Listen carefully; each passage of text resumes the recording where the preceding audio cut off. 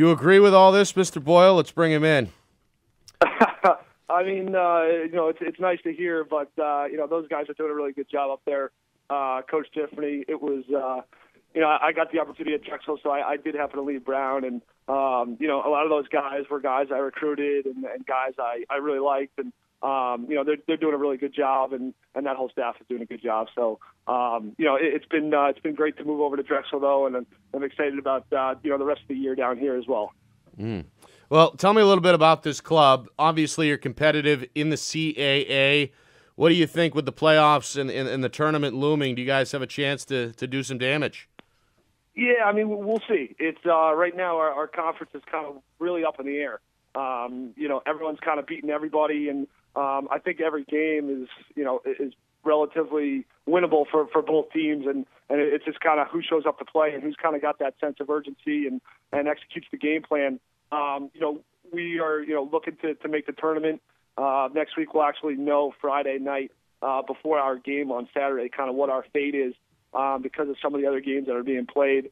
So there's a few different scenarios, but I think in the CAA it is up for grabs, and if we can string a run together here, we can hopefully put some stuff together just like they did last year. But it's all up for grabs right now. Again, our guest is Stephen Boyle, former Pinkerton standout, former John Hopkins standout, and current professional at the MLL level with the Ohio Machine. How does that work, where you're playing and coaching at the same time?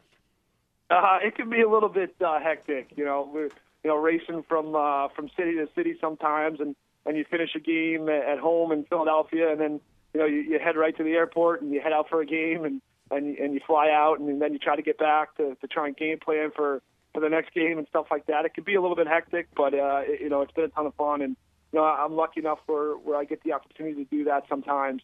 And I don't know how much longer it'll keep going, but I'm not complaining. It's a whole lot of fun.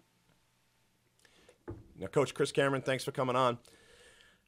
I checked the box score, and I saw Jake Lasoskis, a Pinkerton graduate, had 2 assists on the day. How did he look yesterday against you guys? He did. He looks good. I actually, I saw him in pregame, and he came up and said hello. So, it's funny. He's actually grown a lot since the last time I've seen him. So I kind of didn't recognize him with a helmet on. But, he's doing a good job for them at UMass, and, he plays hard. He understands the game. And he creates problems just because, he's a good athlete and he's got good stick work. And, he showed that yesterday where, he came out and made some really nice plays and made the right looks, and he kind of buried some opportunities on us. Coach, good morning. Chris Hetler, thanks for coming on. Hey, no problem. Great to be here.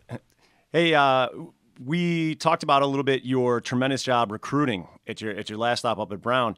We got a lot of kids that are probably listening to the show that want to play at a high level. What are you looking for in an athlete that you're looking to recruit? And what advice can you give to kids that are looking to get recruited at that level? And then maybe also talking about the fit, the playing Division I versus playing D2 and D3.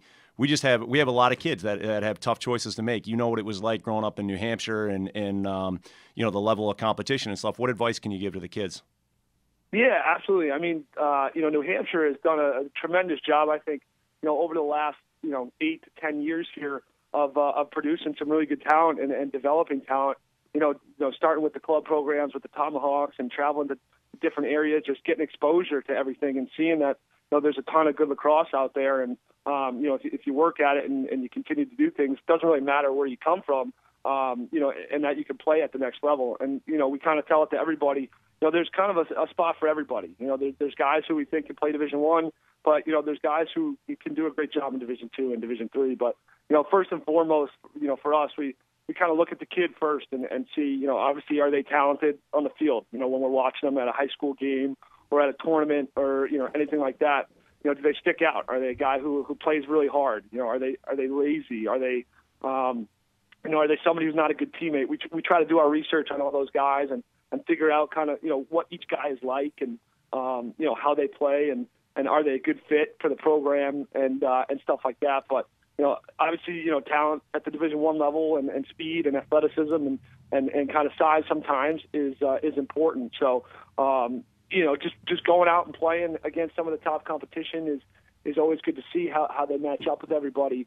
And and then we kind of go from there and evaluate and try to get kids on campus. But I think New Hampshire over the last several years here, there's been a ton of good players coming out and playing at the Division I level, and I'm sure there's a ton more even at the Division III and Division II. So hopefully that can continue, and it's exciting to see. How big a role is the academic side for you? What kind of flexibility do you guys have? I mean, are you able to bring in some kids that maybe are not necessarily a fit at Drexel? Would you have some play with that? What was that experience like at Brown too? Yeah, I mean, obviously, academics are first and foremost. I think that goes for pretty much anywhere.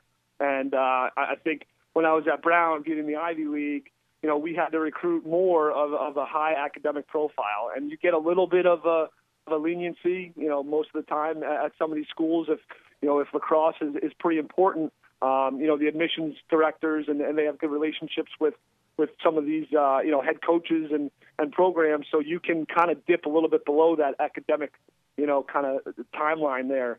So you can try to grab some kids and get them in because you can use lacrosse as your leverage. At Drexel now, I don't have to have a kid that's as high of an academic. For us, we're able to use academics to our advantage, where we can offer kids academic aid and money, combine that with scholarship, athletic scholarship money as well, so we can use that to our advantage. But academics are a huge part, and that's one of the first things we look at. Is the kid going to be able to handle the schoolwork, or is he going to be a kid who's admittable and we can get in here?